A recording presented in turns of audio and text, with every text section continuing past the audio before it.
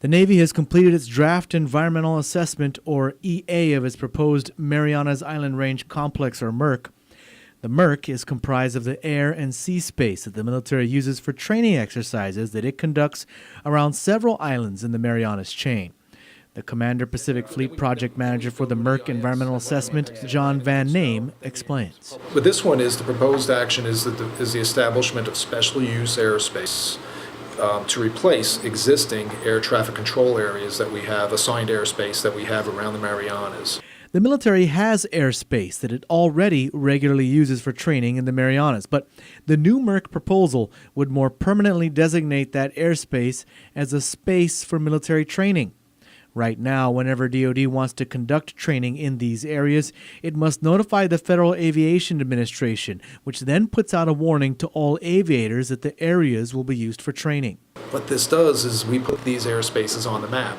So when they look at these aeronautical charts, the fact that we are conducting military training activities in these various blocks of airspace around the islands, it comes up on their map. So it's like a cueing to them to pay attention to the notice to airmen that I'm entering an area where activities could be occurring.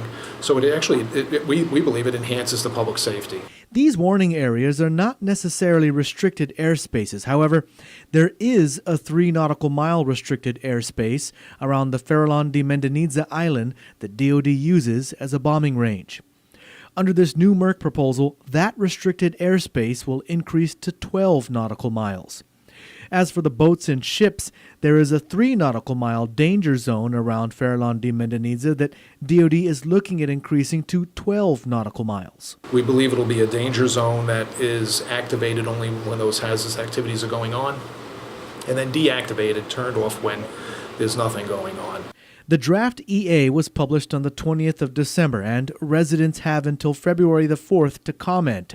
After comments are received, they will then issue a final EA sometime in May before determining whether or not they can publish what's known as a Finding of No Significant Impact, or FONSI. Our draft EA indicates that there are no significant impacts with this proposed action, so we're anticipating being able to publish our finding of no significant impacts. It's out there in the public. We've got our documents on the website, in the libraries.